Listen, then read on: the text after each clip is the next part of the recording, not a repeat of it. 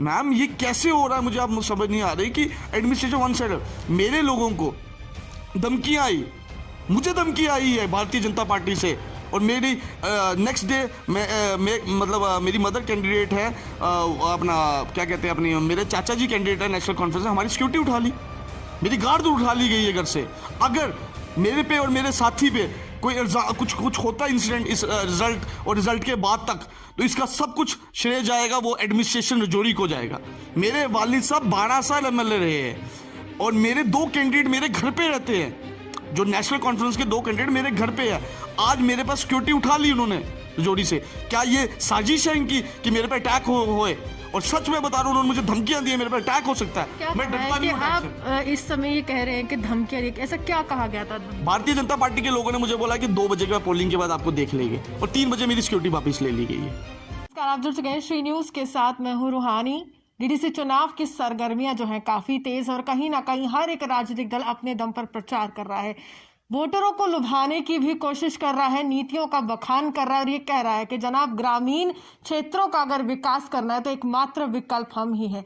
लेकिन भाजपा के जो अध्यक्ष रविंद्र रैना, उन्होंने कुछ दिन पहले अपने फेसबुक पर एक पोस्ट डाली और कहा कि राजौरी में एक सरपंच है जो उनके पार्टी से ताल्लुक रखते हैं, उन पर कातिलाना हमला हुआ, और उस पूरी तस्वीर की कैप्शन ये थी कि गुपकार गैंग की गुंडागर्दी है। अब हमारे साथ यहाँ पर नेशनल कॉन्फ्रेंस से ताल्लुक रखने वाले एक वरिष्ठ नेता है, और आगे आने वाले समय में नेशनल कॉन्फ्रेंस का प्रचार भी करने वाले हैं, क्योंकि इनके पिता भी एक गद्दावर नेता रहे थे। लेकिन यशुवर्धन सिंह हमारे साथ, उनसे जानने की कोशिश करेंगे आखिरकार उस समय हुआ क्या था, और किस तरह से भाजपा भी आरोप लगा रही है कि गुपकार गैंग की गुंडागर्दी, क्या सच में गुपकार गैंग जो है या फिर people's alliance for Gupkar declaration है वो गुंडागर्दी पर उतर गया है और सत्ता के लिए ये लोग कुछ भी करेंगे? क्या लगता है सर कि उस समय ऐसा हुआ क्या था कि रविंद्र रैना ने फेसबुक पर पूरी जनता को, समस्त जनता को सूचित किया कि गुपकार गैंग ने गुंडागर्दी की? मैम बेसिकली ये ढांगरी एरिया है, मेरी कॉन्स्टिट्यूंसी कालाकोट है। इस टाइम आपको पता है डीडीसी में 3 कॉन्स्टिट्यूंसियाँ बनी हुई है, एक कालाकोट है, एक ढांगरी, एक मोगला है। ये ढांगरी का इंसिडेंट है। उस दिन क्या हुआ था वहाँ पे, बेसिकली क्या हुआ था कि पोलिंग को अभी 5 मिनट बचे हुए थे। आपको पता है 2 बजे पोलिंग है, अगर 5 मिनट पहले कोई आता है तो वो पोल कर सकता है वोट, और अगर कोई लाइन में भी खड़ा है तो वो वोट पोल कर सकता है उस टाइम। तो वहाँ उन्होंने बोला कि हम वोट पोल करना चाहते हैं, 2 बंदे रह गए थे।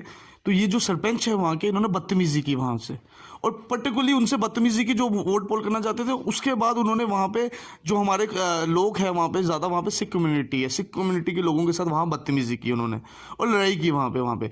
फिर जब पोलिंग खत्म हो गई उसके बाद उन्होंने बॉक्सेस वगैरह पैक होते हैं, आपको पता है बॉक्सेस पैक होते हैं, उसको वो पैक करवाए, घर गए। उसके बाद कहीं रविंद्र रैना जी का फ़ोन आया कि आप FIR लगाए, मैं खुद देख लूँगा, SSP साहब से बात कर लूँगा, मैं खुद देख लूँगा। मैम मैं आपके माध्यम से और मीडिया के माध्यम से एक चीज़ पूछना चाहता हूँ कि एडमिनिस्ट्रेशन का वन साइड रोल प्ले करेगी हर जगह। अगर ये चीज़ है, अगर बाई चांस किसी की भी गलती है, आप पहले दोनों पार्टियों को बुलाए, देखे किसकी गलती है, उसके बाद FIR लगाए। आपने वन साइड FIR लगाई और उसमें आपने डाल दिया कि नेशनल कॉन्फ्रेंस के वर्कर ने मारा।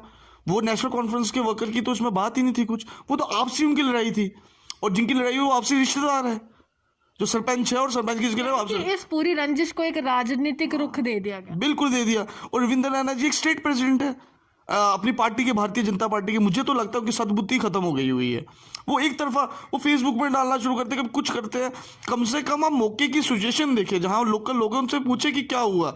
और वहाँ पे सबसे ज़्यादा टारगेट किया गया वहाँ के जो मेन सिख लोग थे, जो वहाँ पे उनके साथ बदतमीजी की, और वो खुद आपको बताएंगे, आप मौके पे जाएंगे वहाँ पे, आप जाके पूछे क्या गया था कि आज आप आरोप लगा रहे हैं? आप मतलब आरोप क्या किया, उनके साथ लड़ाई की होगी, और सिख कम्युनिटी के बंदों को वहाँ पे जो उनका, जैसे हमारे मजहब में जो होता है कि मजहब में उनकी पगड़ी को खोलने की कोशिश खोली है वहाँ पे, वो खुद बताएंगे, जो लोग थे वहाँ पे बात करेंगे आपसे, आप उनसे ज़्यादा बेहतर, मुझसे ज़्यादा उनसे आप बेहतर पूछे वहाँ पे जाके, आपका चैनल वहाँ जाए, पूछे वहाँ पे क्या हुआ इंसिडेंट। SHO साहब का और SSP साहब का फर्ज बनता था कि पार्टियों को बुलाए, पहले पूछे क्या हुआ है। हॉस्पिटल जाना और एडमिट होने से ये साबित नहीं होता लड़ाई किसने शुरुआत की थी, किसने स्टार्ट की। गाली गलोच उन्होंने की, पंगा हुआ आपसे। अगर किसी की हाथापाई भी हुई है तो हाथापाई एक हाथ से नहीं होती, दोनों तरफ से हुई है उनकी, तो उनको पहले पूछना चाहिए था। उन्होंने सीधा FIR लगा दी। अगर रविंद्र रैना जी ने ही पुलिस की एडमिनिस्ट्रेशन करनी है तो SSP उनको ही बना दो ना, आप रजौरी डिस्ट्रिक्ट जिला का। फिर SSP साहब, SHO साहब क्यों रखे हैं? अब रविंद्र रैना जी से पूछते हैं, मैं भी कालाकोट का इंचार्ज हूँ अपनी पार्टी का, मैं तीनों सीटों में मैंने अपने कैंडिडेट खड़े किए हैं, मुझसे फ़ोन पे बात नहीं की जाती। मैंने एसएसपी साहब को फ़ोन किया कल कि लड़ाई हुई है वहाँ पे, और साथ में यहाँ पे भी आप कालाकोट का भी इंसिडेंट मैं आपको इसके बाद बताऊंगा। एसपी साहब को पहले तो लड़ाई का पता नहीं था मेरी कालाकोट वाली का, इस वाले का पता था क्योंकि इधर तो एफआईआर लगा दी उन्होंने उसी टाइम। इस वाली का इनको पता ही नहीं है, जहाँ पे नेशनल कॉन्फ्रेंस के वर्कर को मारा गया वो इनको पता ही नहीं है। अब देखिए इनकी वहाँ पता ही नहीं है। मैंने फ़ोन किया, मैंने कहा सर मैं एसएस से कालाकोट इंचार्ज और रिप्रेजेंटेटिव, और मेरे वालिद साहब 12 साल एमएलए रहे, कोई छोटी बात नहीं, 12 साल उस कॉन्स्टिट्यूंसी के एमएलए रहे हैं। अगर एसएसपी साहब मुझे रुख नहीं दे रहे इस टाइम, तो गरीब अवाम का क्या होगा, मेरी कालाकोट की अवाम का। मैंने उनको फ़ोन करके रिक्वेस्ट की, मैं तो एडमिनिस्ट्रेशन को रिक्वेस्ट ही करूंगा ना, मैं थोड़ी बोलूंगा कि आप लगाओ। मैंने कहा सर आप इस मसले को देखें, बंदे को मारा है और आप देखिए। मैं आपको कालाकोट का इंसिडेंट पहले आपको थोड़ा सा ब्रीफ करना चाहूँगा। कालाकोट में मेरी मदर डीडीसी कैंडिडेट है, आप जानते हैं सब, नेशनल कॉन्फ्रेंस की। वहाँ एक पंचायत पड़ती है दाली पंचायत, ठीक है। दाली पंचायत में पोलिंग चल रही थी 10 तारीख को। वहाँ भारतीय जनता की पार्टी के वर्कर ने वहाँ पर लड़ाई की, किससे, नेशनल कॉन्फ्रेंस के वर्कर के साथ। अगर आपको यकीन नहीं है आप हॉस्पिटल में पता कर सकते हैं, काला उसको टांके लगे हैं। टांके लगने के बाद 2 दिन तक अभी तक पर्चा नहीं लगा भारतीय जनता पार्टी की कैंडिडेट, क्योंकि वहां पे भी हाई अथॉरिटी का फोन आ गया कि पर्चा नहीं लगना चाहिए। मैम ये कैसे हो रहा है, मुझे आप समझ नहीं आ रही कि एडमिनिस्ट्रेशन वन साइड। मेरे लोगों को धमकियां आई, मुझे धमकी आई है भारतीय जनता पार्टी से, और मेरी नेक्स्ट डे मतलब मेरी मदर कैंडिडेट है, अपना क्या कहते हैं, अपनी मेरे चाचा जी कैंडिडेट है नेशनल कॉन्फ्रेंस में, हमारी सिक्योरिटी उठा ली, मेरी गार्ड उठा ली गई है घर से।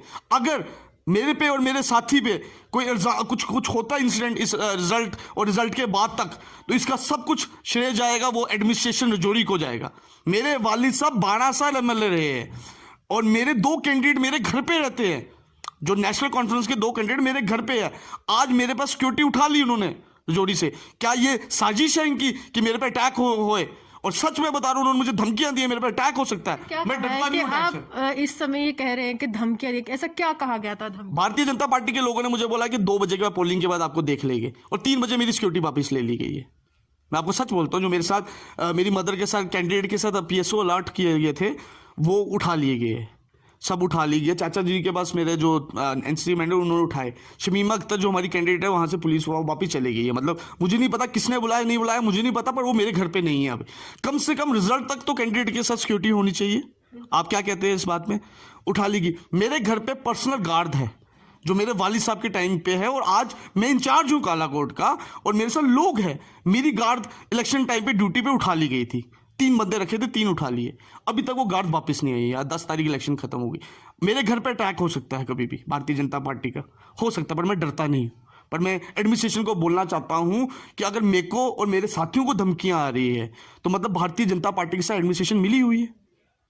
ऐसा क्यों हो रहा है? चुनावों में तो हिंसा की कोई जगह ही नहीं होनी चाहिए। ये तो लोगों के लिए कहीं ना कहीं, अगर भाजपा की बात की जाए तो समय समय पर वे कह रहे कि इंतजार कर रहे थे लोग, 70 सालों से इंतजार कर रहे थे। नेशनल कॉन्फ्रेंस ने लूटा है, ये जमीनी स्तर के नेता नहीं है, जमीन कब्जा करने वाले नेता, इस तरह की बातें कर रहे हैं। लेकिन हिंसा की कहाँ से जगह आ गई? मैडम ये तो आपको 22 तारीख को पता चलेगा रिजल्ट वाले दिन कि किसने लूटा और किसने क्या किया। वो तो आपको रिजल्ट बेहतर बताएगा। इसमें मैं आपको आज तो नहीं बोलूंगा। आप 23 को मेरे पास फिर से आए, मैं आपको दावत दूंगा, आप मुझसे बात करें 23 तारीख को। 22 तारीख को आप रिजल्ट देखें। मुझे तो डर है कि डीसी साहब को भी किसी ने, रविंद्र रैना जी बोला हम डीसी साहब से बात कर लेंगे जी, हम चेंज कर देंगे वो जो वोटिंग की वो रखी हुई है रजौरी में। मैं तो एडमिनिस्ट्रेशन को बोलूंगा क्या वहाँ पे रजौरी में पूरा पहरा होना चाहिए चारों तरफ।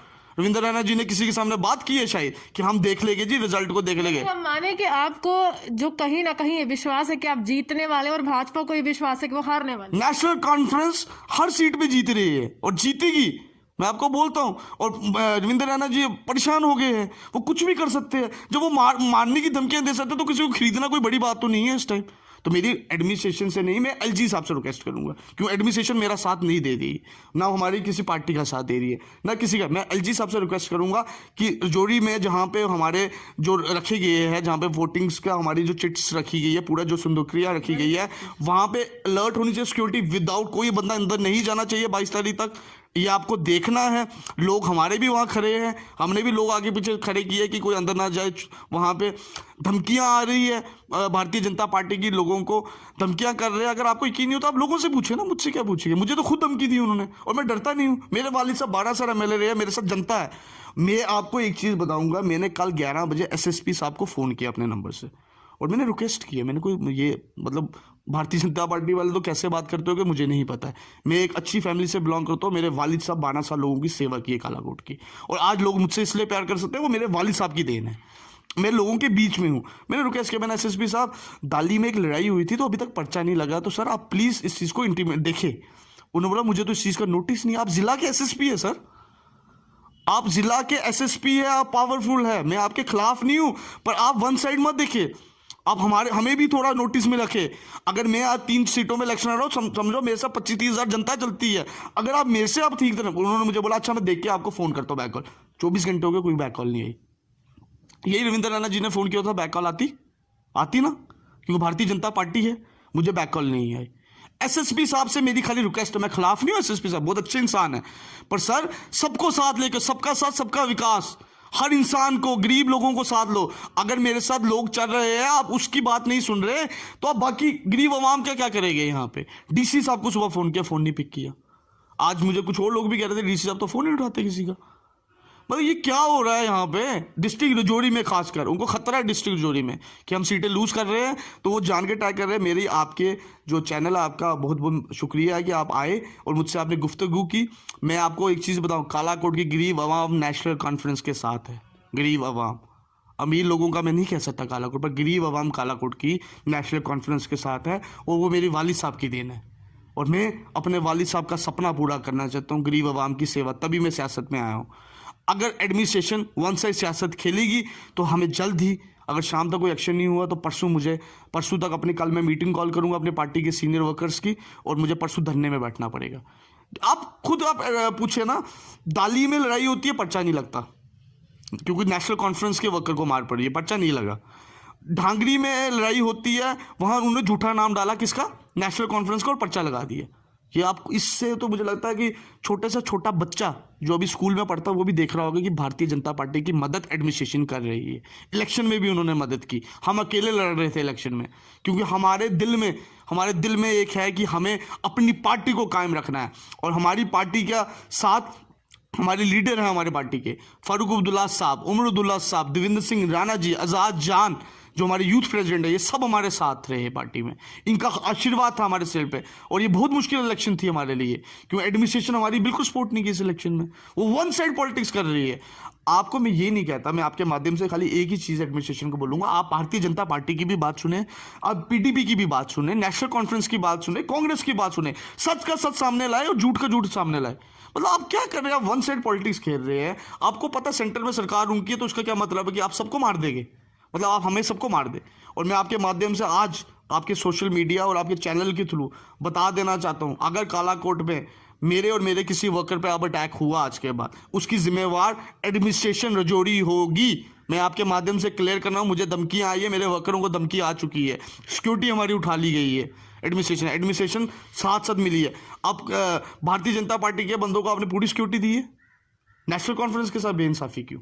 कैंडिडेट के कम से कम 22 तारीख तक आप रुके, रिजल्ट का वेट करते, फिर सिक्योरिटी उठाए आप। हम यही कह लें कि आखिर में कि यशोवर्धन को पूरा भरोसा है कि वो जीतने वाले हैं। ये तो 22 तारीख को बताऊंगा।